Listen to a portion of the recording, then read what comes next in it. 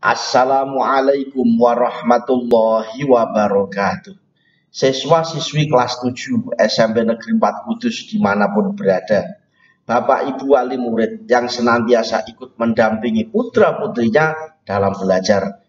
Alhamdulillah pada kesempatan hari ini kita diberi kesehatan oleh Allah Subhanahu wa Ta'ala, dapat melanjutkan pembelajaran kembali pada mata pelajaran pendidikan agama Islam dan budi pekerti. Pada kali ini kita akan masuk di bab 10, merupakan bab baru dari serangkaian pembelajaran kita di kelas 7. Pada bab ini kita akan membahas di pembahasan masalah sholat jamak dan qashar. Sholat jamak qashar ini dilakukan pada seseorang yang menjalani peristiwa-peristiwa tertentu. Nanti kita akan membahasnya. Oleh karena sebelum kita lebih jauh membahas tentang sholat jamak dan qashar, kami persilakan kepada siswa sekalian untuk mengisi absen terlebih dahulu, baik di komen YouTube ataupun di Telegram. Ini penting sekali bagi kita peserta kelas untuk mengisi absen sebagai tanda kehadiran. Kalaupun kita berada di dalam kelas, layaklah tidak usah di absen, sudah kelihatan siswa yang hadir dan yang tidak, kan begitu. Tetapi kita ini berada di dalam jaringan, maka sebagai tanda kehadiran siswa begitu, layaklah untuk mengisi absen, baik di komen YouTube ataupun di Telegram. Gitu, gitu. Mari kami persilakan untuk mengisi absen terlebih dahulu. Nah, pada kesempatan kali ini di bab 10 yang membahas tentang sholat jamak dan qashar. Di bab ini kita akan membahas sholat secara lebih jeli. Oleh karena kemarin kami mengupayakan untuk menyelesaikan jurnal sholat terlebih dahulu, gitu kan ya? Di dalam komen Telegram kami sampaikan semacam itu, untuk membuat jurnal sholat terlebih dahulu, bermula dari bulan Oktober kemarin, tahun 2020 sampai bulan ini bagi yang belum. Kalaupun yang sudah, silakan melanjutkan begitu. Bulan-bulan tertentu yang belum diselesaikan, yang belum dikumpulkan kepada kami. Kami selalu menunggu itu. Karena di dalam penyusunan jurnal itu, nanti kita akan memahami bentuk-bentuk sholat. Terlebih ini, bab 10 nanti ini, yang membahas tentang sholat jamak dan qashar. Ini ada ketentuan-ketentuan tertentu yang bisa kita pahami melalui penyusunan jurnal itu. Nah, begitu. Kalaupun kita tidak menyusun jurnal, nuwun sewu, mungkin saja di dalam kita memahami bab 10 agak kerepotan. Kami mengatakan agak kerepotan karena di dalam pembagian sholat jamak dan qashar ini ada dua istilah yang berbeda, yang masing-masing mempunyai penekanan makna yang berbeda pula. Apa itu? Ada istilah sholat jamak taqdim, ada istilah jamak takhir. Kedua istilah ini sangat berbeda, penekanannya juga berbeda. Oleh karenanya perbedaan penekanan ini bisa kita pahami melalui aktivitas sholat harian kita itu.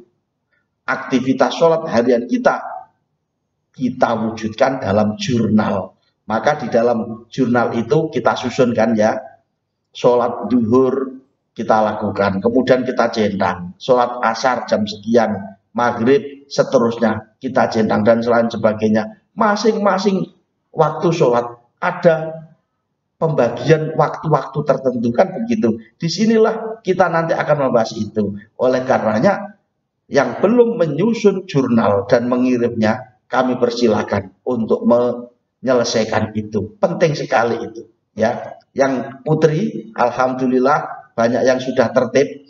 Bagi yang berhalangan begitu mengeluarkan menstruasi, disilang ya begitu, karena memang berhalangan. Alhamdulillah yang putri sudah banyak yang mengetahui.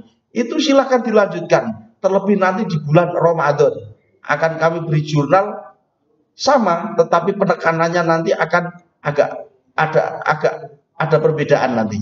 Yang penting ini dulu diselesaikan ya. Nanti di bulan Ramadan masih kurang 1 bulan lagi kita memasuki bulan Ramadan. Insya Allah nanti akan kami berikan lembaran nanti seperti yang telah beredar di jurnal-jurnal itu. Begitu ya, silahkan diselesaikan dulu jurnal sholatnya.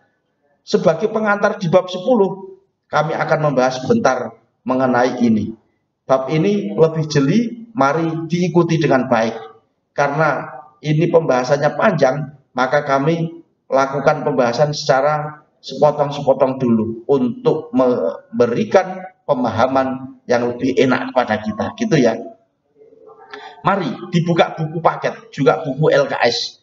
Di dalam buku paket halaman 141, mari dibuka. Nah, kita membahas dulu sholat jamak. Mari ya, sholat jamak itu adalah sholat menggabungkan dua kegiatan waktu sholat di dalam satu waktu. Nah, begitu. Sholat ini bahasa yang ringkas kita saja. Sholat jamak adalah menggabungkan dua kegiatan sholat di dalam satu waktu. Contoh begini, sholat zuhur bisa dibuka PDF yang kami share gitu ya. Sebelumnya kami juga menge-share dulu. Di situ terdapat pembagian waktu-waktu sholat. Yang kami tampilkan itu hanya sebuah perkiraan. Hanya sebuah perkiraan dengan ukuran jam WIB. Hanya sebuah perkiraan, jangan dijadikan patokan utama. Karena beredarnya waktu sholat itu menggunakan perjalanan matahari. Ya, menggunakan perjalanan matahari. Kalau musim-musim tertentu, bisa jadi ukuran jam akan menjadi berkurang, juga menjadi lebih. Contoh, pada musim kali ini, sholat zuhur itu dimulai kurang lebih jam 12. Kemudian nanti berakhir jam 3 sore. Kalau waktu-waktu kemarin, bulan-bulan kemarin ya, kurang lebih bulan November sampai Desember, sholat zuhur dimulai pukul setengah 12. Kemudian berakhir pukul setengah 3. Kan begitu. Itu kalau diukur dengan waktu WIB. Tetapi yang pasti diukur melalui perjalanan matahari. Nah, waktu yang kami share itu menggunakan waktu WIB adalah waktu perkiraan. Nanti bisa menyesuaikan waktu-waktu pada musim-musim tertentu. Begitu ya. Nah, coba kita membahas sedikit. Sholat zuhur dimulai pukul 12. Berakhir sampai pukul 3 sore. Itu sholat zuhur. Kemudian sholat asar dimulai dari pukul 3 sore. Berakhir sampai pukul setengah 6 sore. Begitu seterusnya. Ini hanya sebuah perkiraan. Jangan dijadikan sebagai patokan utama. Nah, ketika kita menjalankan sholat zuhur, layaknya kita mulai itu ya sepanjang waktu lah. Sepanjang mulai jam 12 sampai jam 3 sore. Begitu. Kemudian sholat asar jam 3 sore sampai setengah 6 sore. Kan begitu. Nah, sholat jamak ini bisa digabung. Contoh, kita bisa melakukan sholat jamak ini karena sebab-sebab tertentu. Ya, sebab-sebab tertentu bisa dibaca di halaman 143 itu ada ketentuan sholat jamak dan qashar. Salah satunya adalah kita dalam keadaan bepergian yang mencapai jarak sejauh 88,5 kilometer, ya, sepanjang jarak 88,5 kilometer. Kalau di dalam buku paket 80,600 berapa kilometer itu. Di dalam buku paket demikian. Ini adalah perbedaan ulama. Kalau kita menggunakan pendapat ulama yang lebih hati-hati, sejauh 88,5 kilometer. Ini kita berada di Kabupaten Kudus. Kalau kita berjalan ke barat, kurang lebih sampai di Kabupaten Kendal. Itu kurang lebih mencapai itu. Ketika kita bepergian ke daerah Kendal katakanlah, lebih dari 88 kilometer. Ini kita sudah diperbolehkan untuk melakukan sholat jamak ataupun sholat qashar. Sekali lagi, ini merupakan kemurahan agama. Jadi sholat, tetap sholat. Karena kita orang Islam kok ya, berkewajiban melakukan itu. Tetapi karena kita pada kondisi sesuatu sedang dalam keadaan bepergian, maka kita diperbolehkan untuk melakukan sholat jamak ataupun qashar. Jamak itu adalah menggabungkan dua kegiatan sholat di dalam satu waktu. Begitu. Nah tadi sholat duhur dimulai jam 12, berakhir sampai jam 3 sore. Sholat asar jam 3 sore, berakhir sampai jam setengah 6 sore. Nah ketika kita berjalan, bepergian, pergi ke tujuan, sepanjang 88,5 kilometer itu, katakanlah ke arah Kendal sampai Batang begitu, yang lebih dari itu, maka kita diperbolehkan untuk menjamak sholat. Nah, menjamak sholat itu, jadi begini, prakteknya, sholat duhur kita taruh di dalam sholat asar, itu bisa. Ataupun sholat asar kita taruh di dalam sholat duhur.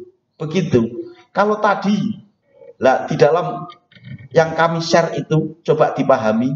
Seumpama kita melakukan sholat duhur jam 1/4. Ya, ini ketika kita berada di perjalanan kok ya. Ketika berada di Kendal ataupun Batang begitu. Kita melakukan sholat duhur jam 1/4. Kemudian sholat asar kita juga lakukan di jam itu, jam 1/4, itu pun bisa. Itu dinamakan sholat jamak. Ya. Ataupun sholat duhur kita lakukan di jam 3:30 sore. Ya. Kemudian setelah itu kita melakukan sholat asar pada jam itu juga 3:30 sore, itu pun bisa. Ya, itu dinamakan sholat jamak. Kalau seumpama dalam keadaan kita berada di kediaman rumah ini, kita melakukan sholat duhur pada jam 3:30, itu boleh atau tidak? Kan tidak boleh. Kalaupun boleh itu namanya sholat qodho, kan begitu. Kalaupun demikian itu berarti kita sudah keluar dari batas waktu sholat duhur. Tidak bisa, kan begitu. Begitu juga sholat asar kita lakukan jam 1:30 siang. Kan tidak boleh karena belum masuk pada waktunya.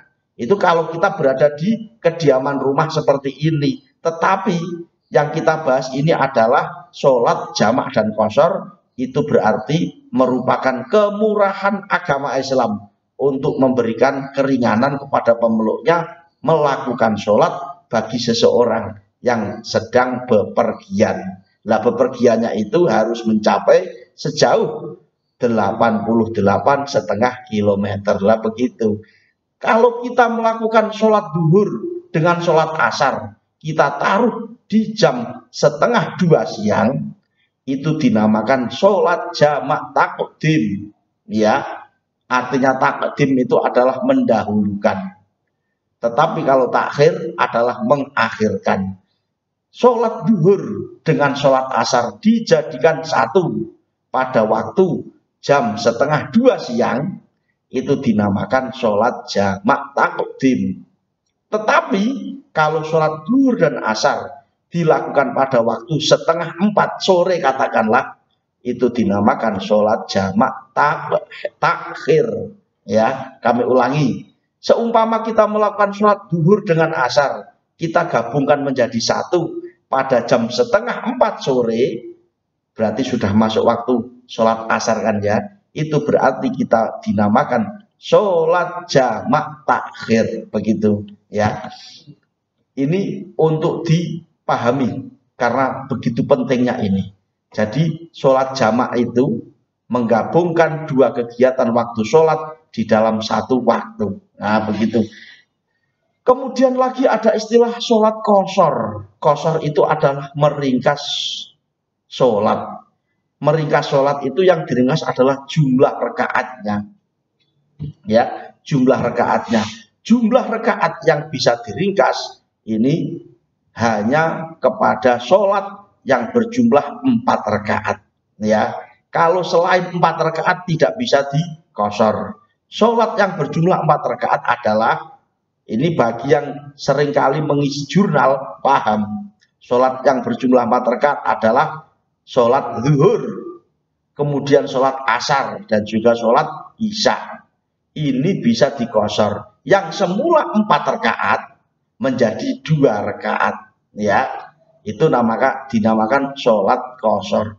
Nah, kita bisa melakukan sholat jamak, ya, ini pada sholat-sholat tertentu. Di dalam PDF yang sudah saya share itu, mohon untuk dipelajari. Sholat yang bisa dijamak dan juga dikosor itu adalah sholat zuhur dengan sholat asar.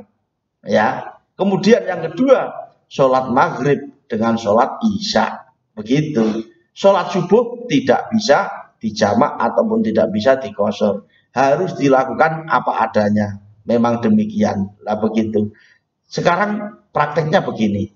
Jadi kita pergi dari Kudus, ya, pergi ke barat, ke daerah Kendal sampai Batang. Itu sudah melebihi 88,5 kilometer. Ketika kita berada di sana, mendapatkan kemurahan agama untuk menjalankan sholat secara dijamak. Jadi kita sampai sana, masuklah waktu sholat zuhur. Ketika berada di sana, selayaknya kita mempunyai kerentek hati. Sholat saya nanti akan saya jamak secara jamak takhir, begitu. Terserah memilih antara takhir dengan takdim. Kalau takdim itu ditaruh di waktu yang pertama, berarti sholat zuhur. Kalau takhir ditaruh di sholat yang kedua, ditaruh di waktu sholat asar. Nah, kita berkehendak untuk melakukan sholat jamak takhir, begitu. Nanti saya akan sholat jamak takhir. Nah, begitu. Ketika kita melakukan sholat jamak takhir semacam itu, berarti kita melakukan sholat zuhur dengan asar ditaruh sepanjang waktu sholat asar. Berarti kisaran waktu antara jam 3 sore sampai jam setengah 6 sore. Itu dinamakan sholat jamak takhir. Jadi prakteknya demikian. Kita takbir dulu. Kita niat dulu untuk melakukan sholat jamak takhir, begitu. Sholat zuhur dengan asar. Sambil dibuka buku paketnya, pada pertemuan berikutnya nanti kita akan membahas itu. Ini hanya sekelumit. Usolli fardhu zuhri arba'a raka'atin majmu'an bil asri jam'a takhirin mustaqbilal qiblati adaan lillahi ta'ala. Sholat ini dilakukan 4 rakaat seperti biasa, ya. Setelah itu selesai sampai salam, berarti sudah 4 rakaat. Kemudian kita berdiri lagi untuk melanjutkan sholat asar di jam setengah 4, karena yang kita kehendaki adalah jamak takhir. Kemudian setelah itu kita berdiri dengan takbiratul ihram sambil berniat usolli fardhul asri arba'a raka'atin majmu'an bidzuhri jam'a takhirin mustaqbilal qiblati adaan lillahi ta'ala. 4 rakaat sampai salam. Selesailah itu. Berarti dalam hal ini kita sudah lepas dari kewajiban melakukan sholat. Yang semestinya kita berkewajiban sholat di waktu zuhur, pada sholat zuhur itu, tapi karena kita dalam keadaan bepergian, kita mendapatkan kemurahan agama untuk melakukan sholat jamak. Terserah kita memilih jamak takhir ataupun takdim. Kalaupun kita memilih jamak takdim, maka dilakukan sepanjang waktu sholat zuhur. Jadi didobel. Yang pertama sholat zuhur dulu, juga sholat asar di waktu zuhur, sepanjang waktu zuhur itu. Tetapi kalau kita memilih jamak takhir, berarti kita milih di waktu yang kedua, sepanjang waktu sholat asar, sekitar waktu jam 3 sore sampai setengah 6 sore. Itu dinamakan sholat jamak takhir. Begitulah keadaannya, ya. Berbeda dengan sholat qashar. Qashar ini malah lebih ringkas. Kemungkinan dari kita seneng milih sing iki karena melakukannya lebih ringkas. Nah, begitu. Melakukannya lebih ringkas. Kalau tadi hanya sekedar jamak, maka jumlah rakaatnya sama. Sama seperti kita berada di rumah. Zuhur 4, asar 4. Ketika digabung menjadi 1, totalnya menjadi 8. Zuhur dulu sampai salam, kemudian asar dulu sampai salam. 4, 4, 8. Tetapi kalau sholat qashar ini lebih ringkas. Mungkin dari kita seneng sing milah iki. Ya, saya pun juga demikian kok. Ketika bepergian yang sudah mencapai batas 88 km itu, saya milih yang juga jamak juga qashar. Ini cerita pribadi. Ketika berada di perjalanan, kami melakukan sholat itu. Saya milih di qashar saja. Sholat duhur dengan asar saya lakukan pada waktu setengah 2. Jadi nanti ketika sudah masuk pada waktu asar, kami tidak usah melakukan sholat itu karena tadi sudah dilakukan pada waktu setengah 2. Jadi kami memilih sholat jamak dan qashar. Digabungkan menjadi 1, juga diringkas jumlah rakaatnya. Begitu. Jadi kalau sholat jamak qashar itu, ini sholat duhur dengan asar ya. Dengan niat, di buku paket juga ada. Usolli fardhu dhuhri rakaataini majmu'an bil asri jam'ah taqdimin qashron mustaqbilal qiblati adaan lillahi ta'ala. Itu niatnya demikian. Sholat hanya dilakukan 2 rakaat saja. Setelah itu sampai salam, kemudian berdiri lagi. Berdiri lagi untuk melakukan sholat asar jamak taqdim qashar. Niatnya usolli fardhul asri rakaataini majmu'an bidzuhri jam'at taqdimin qashron mustaqbilal qiblati adaan lillahi ta'ala. Begitu sampai salam hanya 2 rakaat. Setelah itu selesai. Jadi pertama 2, kedua 2. Sholat hanya 4 rakaat. Sudah cukup. Nanti ketika masuk waktu asar kita tidak sholat tidak masalah. Karena tadi sholatnya kita sudah gabungkan menjadi 1. Dan juga diringkas. Ini karena kita dalam keadaan bepergian. Tetapi kalau kita berada di rumah dalam keadaan waras wiris semacam ini, ya tidak boleh melakukan semacam itu. Kok kepinung? Ini tuh bagi seseorang yang bepergian mendapatkan kemurahan agama. Nah, begitu. Makanya tadi dikatakan sholat jamak dan qashar. Nah, ini ketentuan sholat jamak dan qashar mengambil di dalam surat An-Nisa. Coba halaman 143 kita baca ya. Bismillahirrahmanirrahim. Wa idza darabtum fil ardi falaysa 'alaikum junahun an taqsuru falaysa 'alaikum junahun an taqsuru minas shalah in khiftum ayyaftinakumul ladzina kafaru.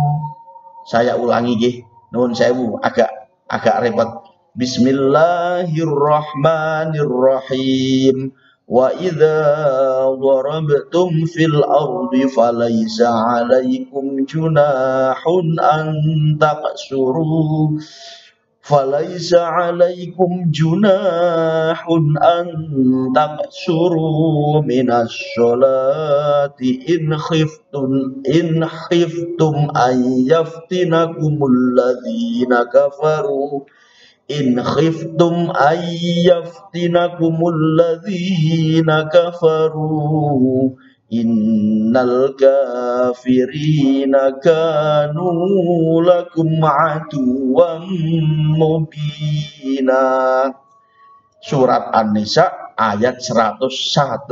Coba kita pahami terjemahannya ayat berikut ini. Di dalam surat An-Nisa ini merupakan ketentuan sholat qashar. Sholat qashar itu tadi sholat yang diringkas jumlah rakaatnya.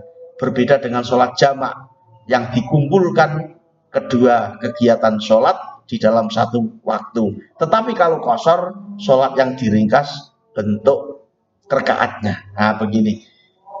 Ayat ini menerangkan kondisi seseorang, kaum Bani Najjar ataupun kaum Bani Nujjar begitu, yang pada suatu ketika hendak bepergian ke suatu wilayah. Kaum Bani Najjar hendak bepergian, mengkhawatirkan tentang kegiatan sholat ketika berada di perjalanan. Ini bagaimana? Kaum Bani Najjar bertanya kepada Nabi Muhammad. Nabi Muhammad, ya Rasulullah begitu, kami kaum Bani Najjar hendak bepergian ke suatu wilayah. Bagaimana nanti sholat kita, ya Rasulullah? Begitu. Akhirnya ayat ini temurun. Wa idza dharabtum fil ardi falaisa 'alaikum junahun. Apabila kamu bepergian di muka bumi, maka tidaklah mengapa kamu mengqashar sholat. Ini berarti ketika kita bepergian ke suatu tempat begitu, bolehlah kita mengqashar sholat, meringkas jumlah rakaatnya. Ini di dalam Al-Quran ayat surat An-Nisa ayat 101 diterangkan demikian. Berarti ketika kita berada di perjalanan begitu, kita diperbolehkan untuk mengqashar sholat, meringkas jumlah rakaatnya. Di dalam ayat ini ada penekanan khusus. Coba dipahami. Antak suru minas sholah, ya. Antak suru minas sholah. Di dalam as-sholah itu terdapat alif, lam, shod, ya. Kata sholat ada alif lamnya. As-sholat ini menerangkan tentang jenis sholat. Menerangkan jenis sholat berarti tidak segala sesuatu waktu sholat bisa diqashar. Ingat, di dalam jurnal waktu sholat ada 5 kan ya? Bukan 5 waktu sholat itu segalanya bisa diqashar, tetapi ada waktu sholat tertentu yang bisa diqashar, yaitu sholat yang berjumlah 4 rakaat belaka. Ya, sholat yang berjumlah 4 rakaat saja itu yang bisa diqashar. Selain itu, maghrib hanya 3, subuh hanya 2, tidak bisa diqashar. Qashar itu meringkas. Kalaupun maghrib yang berjumlah 3 kemudian diqashar jadi berapa? Apakah ada sholat hanya 1,5 rakaat ataupun 2 yang subuh itu hanya menjadi 1 rakaat? Nah, jelas tidak bisa. Makanya di dalam hal ini as-sholat ada alifnya, ada lamnya, kemudian huruf shad. Ya, kalau dalam bab 6 kemarin ini disebut al-syamsiyah. Al-syamsiyah. Alnya tidak terbaca, tetapi ada namanya al-syamsiyah kalau dalam bab 6 kemarin. Tetapi dalam hal ini adalah disebut al-jinis.